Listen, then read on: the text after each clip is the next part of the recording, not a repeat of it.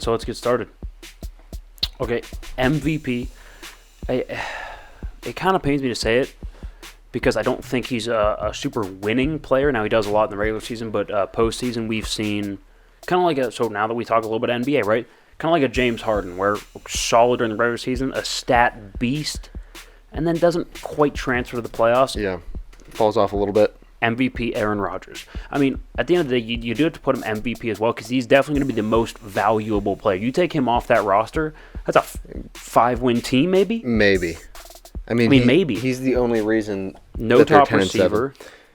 No top receiver. Line is okay. Defense is decent. I mean, now the culture itself is good, right? So they could probably get to 6-7 wins, maybe. But that roster has the skill level of a 5-win team. Yeah, but you take Aaron off it. That's a bad team. That's a bad football team. And culture only gets you so far. Aaron Rodgers is pulling most of the weight. It's not arguable, I think. And at the end of the day, he's going to have probably the best stats in that division. And I still think he is top 3 most talented quarterbacks in the league overall. Yeah. So, I mean, MVP isn't that surprising that he lands there, but I do agree. I don't think he does enough in the postseason to really, really set himself apart. Right, but from this division, there's not a whole lot of quarterback talent, so he'll be MVP. Offensive Player of the Year, you probably got to go Justin Jefferson here. I think at this point he's the best offensive player not named Aaron Rodgers in the league, or in this division, I'm sorry. And I think Dalvin Cook would be a close second, but at the end of the day, I don't think there's anyone from the Lions. There's definitely not anyone from the Bears, and so you got to look at the Packers and the Vikings, and so you're between Dalvin Cook, Thielen, Jefferson, and Aaron Jones maybe, and I think clearly Justin Jefferson's the best player of those guys. Crisp route runner, good hands, got a little bit of swag to him. Huh? You can market Justin Jefferson. I like him a lot. He's a clear-cut number one. There's a lot of number ones in this division. Yes. Like you got a Lazard in Green Bay, who I don't think is a really clear-cut number one. Not even a clear-cut two, I don't think. He's a borderline bad 2, 3 receiver. Probably an average 3. I mean, you look through this division, I'd say Justin Jefferson is the only true number one.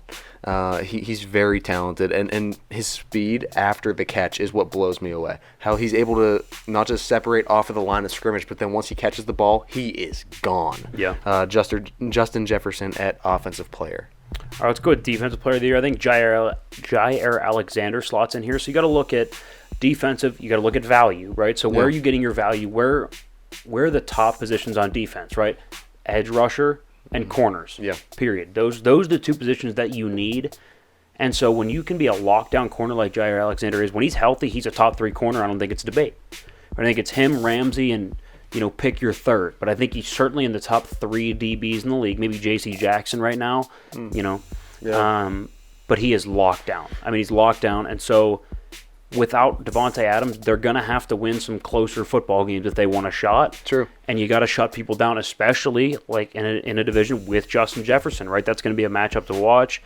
A really skilled DB for them, and he's kind of the chandelier in an empty warehouse for that defense right now. So I'd go Jair Alexander, Defensive Player of the Year. I think this is going to be a big year for him, too. I'm going to make that prediction because of what we just said. There aren't many true-cut number 1 receivers. He's going to be on receivers that he is way more comfortable covering for, I mean, 2 games from each team, so 6 games out of the 17 for the season. Outside of the 2 against Minnesota, though. Right. Because no one likes to draw Justin Jefferson, and even if you go to the second guy, Adam Thielen. Yeah, I mean, that's the only team that's going to get you, but in this division, I could see him having some really good divisional play. Yeah, I couldn't agree more. All right, Breakout of the Year candidate. Let's go with DeAndre Swift. Now, normally a breakout guy is like a second-year guy who shows some flashes year 1, breaks out in year 2. Yeah.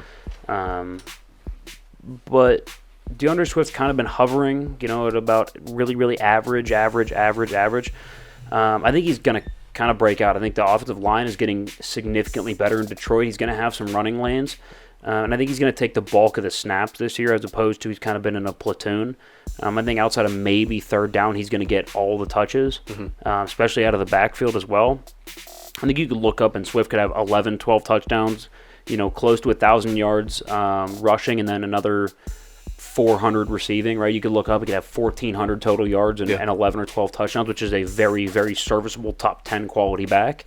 And right now he's about top 20, not top 10, so I could see him breaking out and getting up into that top 10. Absolutely. we've seen his skill for how many years now?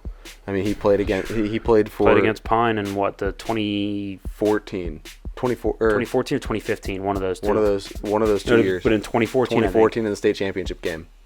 Yeah. Yeah. Wow. Crazy. Well, there you go for your local guys. You know what we're talking about. All right, Coach of the Year.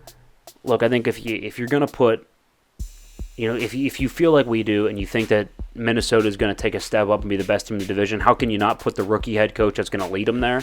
And what he's going to be able to do with Kirk Cousins, Kevin O'Connell, by the way, is his name. Former, I think offensive coordinator from LA. From LA, yeah. From the Rams, LA. How can you not? He's going to make Kirk Cousins a top 10 statistical quarterback, which he normally is, but I think Kirk Cousins is going to be a top 10 quarterback this year. Yeah. And they're going to win this division over Aaron Rodgers and Matt LaFleur. How do you not put him as the coach of the year there? I mean, this is a guy, let's not forget, from the Sean McVay umbrella. That holds a lot of weight.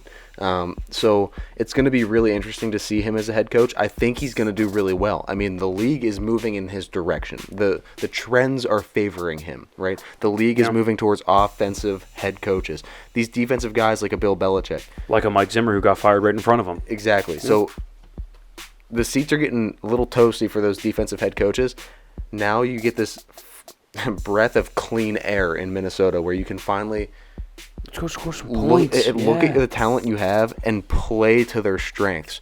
So I think Kevin O'Connell, Coach of the Year, leading as a rookie head coach a team to the top of the division, the top of Aaron Rodgers and the Packers for the first time in how many years, probably? So I don't remember the last time Minnesota's won, but it's been probably like maybe at best twice in the last probably 15 years. That lands you Coach of the Year for the division. I mean, if you can do that. So those are the superlatives for the NFC North. Guys, don't go anywhere because in the third segment, we're going to have our top 25 quarterbacks of the last 50 years, the final installment of that. But just to run back through the superlatives real quick, we got MVP Aaron Rodgers, Offensive Player of the Year Justin Jefferson, Defensive Player of the Year Jair Alexander, Breakout Player DeAndre Swift, and Coach of the Year Kevin O'Connell of the Minnesota Vikings. So guys, like I said, don't go anywhere.